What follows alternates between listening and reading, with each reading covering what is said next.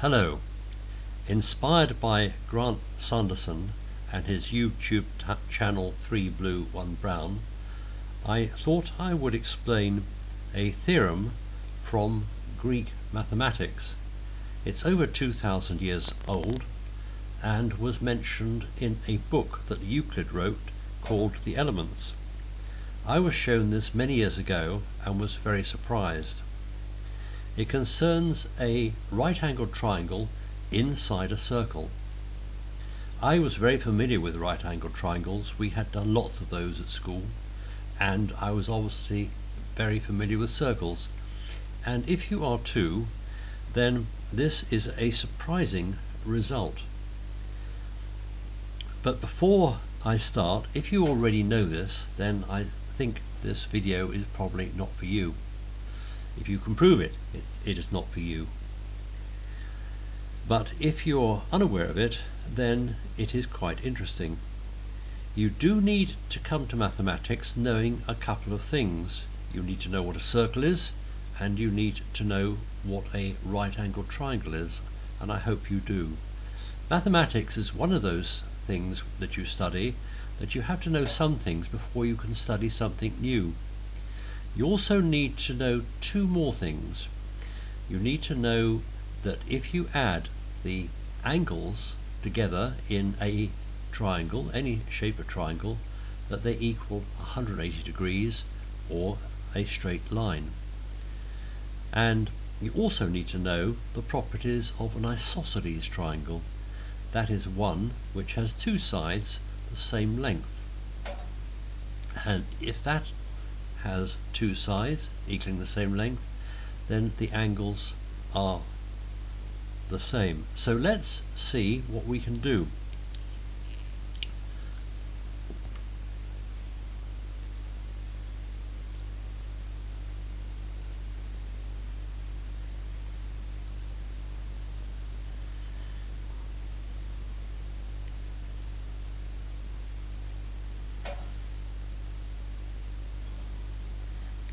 I start off with a circle, and here is my circle, and the circle, as you know, has one interesting thing in the middle. It's a center, and if I draw a line through the center,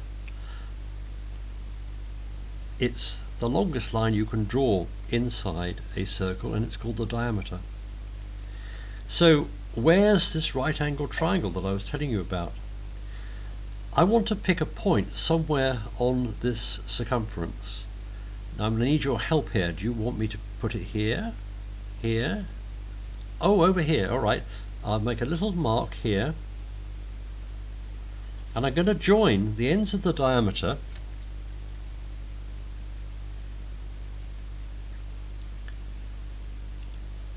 to the point that you picked.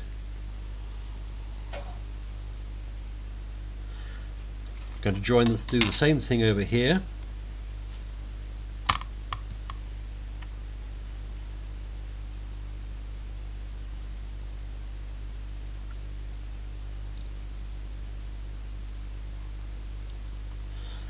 And we've got a triangle. Now, it may look to you like a right angled triangle. In fact, I can take my protractor here and put it on here and measure it. So if I slide this up to here and get it there and there, it does indeed look like a right angled triangle.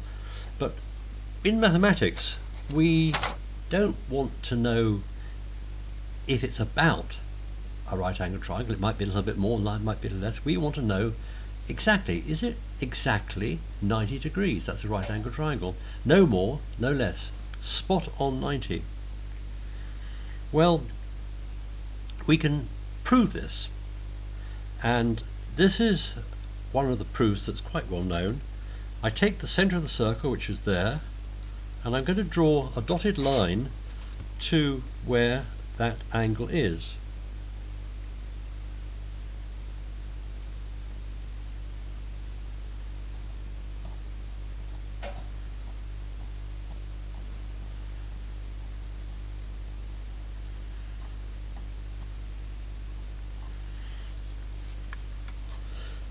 Now, something interesting's happened here. We know that the radius in the circle is the same length. It wouldn't be a circle if it wasn't.